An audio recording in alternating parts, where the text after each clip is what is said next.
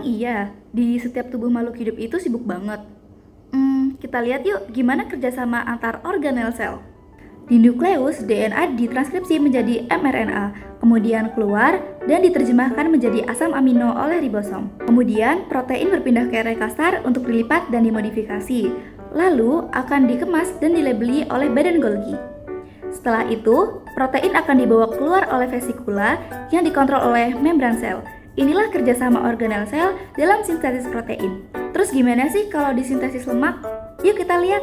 Mulai di sitoplasma, enzim akan menciptakan asam lemak yang akan dipindahkan ke RE halus. Lalu asam lemak akan digabung dengan gliserol yang menciptakan fosfolipid atau trigliserid.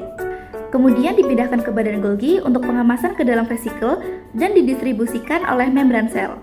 Jadi vesikel ini memiliki fungsi sebagai pengangkut lipid ke organel lain dan ke membran. Kemudian mitokondria juga menyediakan asetil CoA, ATP, dan NADPH sebagai bahan baku energi. Inilah kerjasama dalam sintesis lemak. Terus gimana sih kalau dalam fotosintesis? Yuk kita lihat. Melewati sitoplasma yang sudah menjadi media untuk dilewati CO2. Kemudian di kloroplas, cahaya matahari akan diserap oleh tilakoid yang disebut reaksi terang, yang akan menghasilkan ATP, NADPN, dan oksigen. Kemudian, CO2 akan diubah oleh ATP dan NADPN tadi yang disebut dengan reaksi gelap. Retikulum endoplasma dan badan Golgi membantu untuk menyimpan dan mengirim hasil fotosintesis. Lalu, ada juga mitokondria yang mengubah glukosa menjadi energi untuk respirasi. Jadi ternyata, sel tumbuhan itu punya pabrik gula dan pembangkitnya juga. Keren ya? Terus, cara sel hewan dan sel tumbuhan respirasi itu gimana? Kita cek aja yuk. Kalau di sel hewan dan di sel tumbuhan, glukosa hasil dari makanan atau fotosintesis akan digunakan untuk respirasi sel. Pertama-tama, glikolisis yang ada di sitoplasma akan pecah menjadi glukosan. Kemudian masuk ke mitokondria, siklus Krebs, dan rantai transport elektron yang menghasilkan banyak sekali ATP. Dibantu oleh retikulum endoplasma dan badan Golgi untuk mengatur metabolisme lemak dan protein dan menyediakan enzim untuk respirasi. Kemudian, keluar masuknya O2 dan CO2 itu dibantu sama membran sel. Jadi, mitokondria juga sering disebut sebagai powerhouse cell. Sejauh ini kita lihat kerjasama antar organel sel itu keren banget ya. Harusnya sih udah sama-sama paham ya. Kita cek yuk. Jadi, ada berapa sih reaksi dalam fotosintesis? Apakah mereka saling berhubungan?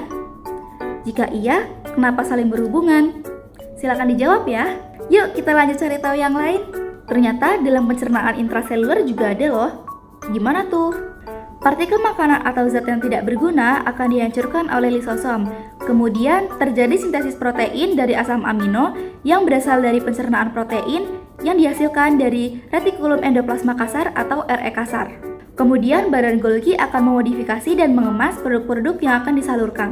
Kemudian mitokondria akan menghasilkan energi dalam bentuk ATP yang berasal dari nutrisi yang dicernanya, yang dibantu penyerapan dan transportasi nutrisi ke dalam sel oleh mikrofili dan mikrotubulus. Terus, sistem pertahanannya gimana? Jika ada patogen, virus atau bakteri yang masuk, akan dideteksi oleh membran sel, kemudian mengaktifkan fagositosis. Jadi, molekul patogen yang besar akan masuk ke vesikel dan dihancurkan di lisosom. RE kasar akan membuat protein imun, contohnya antibodi. Jika RE halus akan mendetoksifikasi racun. Lalu di badan Golgi akan dimodifikasi dan dikemas antibodinya. Setelah itu dikeluarkan melalui vesikula. Lalu mitokondria berfungsi sebagai penyedia ATP, bahkan bisa melakukan apoptosis, yaitu membunuh diri sel jika infeksi parah. Lalu, perioksosi memiliki tugas menetralisir oksigen reaktif atau ROS menggunakan enzim katalase dan yang mengatur ekspresi gen pertahanannya yaitu nukleus. Jika yang membantu pergerakan sel dalam merespons sinyal pertahanan yaitu sitoskeleton. Nah, sinyal ini yang mengatur komunikasi antar organel dan lingkungan eksternal sel.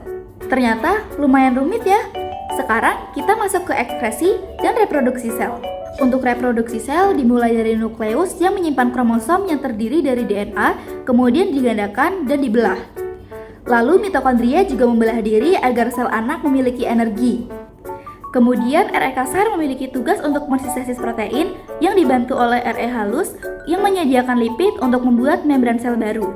Kemudian badan Golgi memiliki tugas untuk memproduksi dan mengatur protein pembelahan. Lalu ada juga membran plasma yang membelah sel menjadi dua sel anak. Semua organel bekerja sama agar pembelahan berjalan dengan lancar. Nah, kita masuk ke sistem ekskresi sel. Lisosom bertugas untuk menghasilkan sampah organik dan mendaur ulang. Lalu RE kasar memiliki tugas untuk mensintesis protein yang dibantu oleh RE halus untuk mendetoksifikasi racun untuk dikirimkan ke badan Golgi melalui vesikula. Lalu di badan Golgi akan dimodifikasi dan disiapkan vesikula untuk dikirimkan ke membran plasma untuk ekskresi. Lalu lisosom akan memecah zat sisa atau komponen sel yang rusak untuk dikeluarkan ataupun didaur ulang. Itu dia keterkaitan organel dalam ekskresi dan reproduksi. Jadi, kerjasama organel sel di balik pembuatan protein, lemak, fotosintesis, pencernaan, pertahanan, reproduksi, dan ekskresi, ternyata masing-masing organel memiliki tugas dan fungsinya masing-masing, dan mereka juga saling membantu agar semuanya tetap berjalan lancar. Sekian video pada hari ini, semoga bermanfaat. Sampai jumpa.